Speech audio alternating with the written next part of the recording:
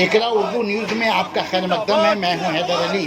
नौ मंतखब chairman मगरबी बंगाल कांग्रेस अकलेती शोबा शमीम अख्तर की क़यादत में मोदी ममता सरकार की पॉलिसी के खिलाफ ज़बरदस्त एहतजाजी रैली विधान भवन से मौला अली मोड़ तक निकाली गई, जिसमें मगरबी बंगाल यूथ कांग्रेस सदर Shadab Khan, advocate Khwaja Iftikhar Yusuf, general secretary मगरबी बंगाल अकलेती शोबा सुमित पाल, मरकजी कोलकाता कांग्रेस सदर सौरभ प्रसाद, मोहम्मद नदीम, हावड़ा जिला कांग्रेस कारगुजर सदर मंसूर कादरी, नौशाद आलम, तौफीक खान, चौरंगी यूथ कांग्रेस सदर और बहुत सारे हामियों ने शिरकत की। कहा गया नरेंद्र मोदी तेरा वादा।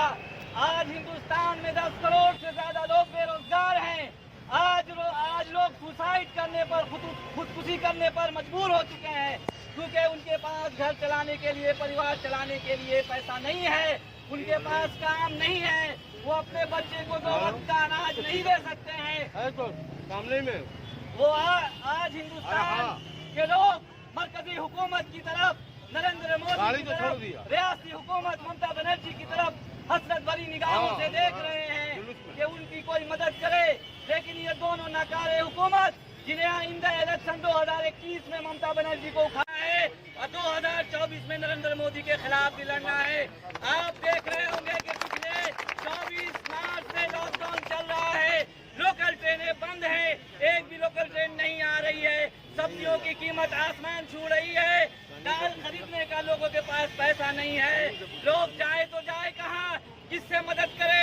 आज कांग्रेस के वर्कर आप पर जिम्मेदारी आती है कि आप अपने घर परिवार को छोड़कर इस मुल्क के लिए, यहाँ के 130 करोड़ लोगों के लिए रास्ते में उतरना पड़ेगा।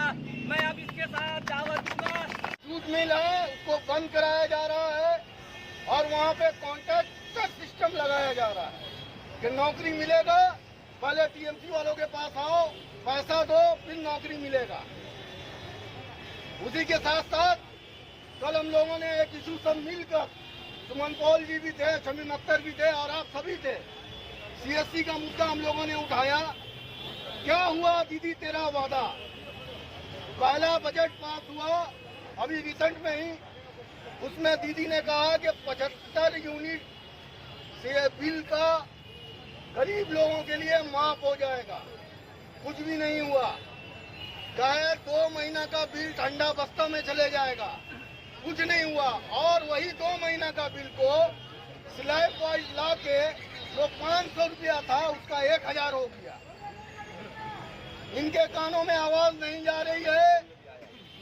और मैं बार बार एक ही बात कहता हूं कि इस देश को कोई अगर चला सकता है तो वो सिर्फ और सिर्फ कांग्रेस पार्टी है। और बंगाल का ये जो contractor system, cut money system अगर कोई खत्म करके आ सकता है तो वो कांग्रेस पार्टी है। अभी कांग्रेस पार्टी के नेतृत्व की जरूरत है और हम लोग बहुत जल्द रास्ते पे उतरकर छात्र परिषद, माइनॉरिटी सेल, यूथ कांग्रेस, महिला कांग्रेस, जितने भी विंग है अगली बंगाल में कांग्रेस को लाने का काम करेंगे।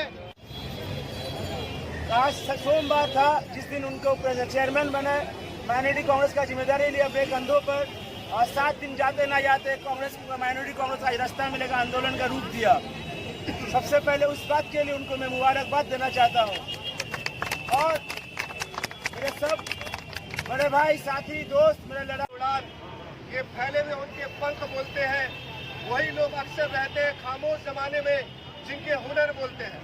और हमेशा से ये चीज हमने अपने एक्स प्राइम मिनिस्टर से सीखते हुए हैं कि मीडिया वाले उन्हें बोलती थी कि एक मौन रखने वाला प्रधानमंत्री है, पर वो प्रधानमंत्री भले ही चुप रहता था पर काम ऐसा करता था, हुनर ऐसा दिखाता था कि हिंदुस्तान में परचम लहराता था, पूरा दुनिया में परचम लहराता था।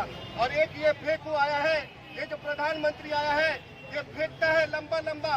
इनके एक लिस्ट में बता दूं कि बात चली थी डिजिटल इंडिया बनाने से, बात चली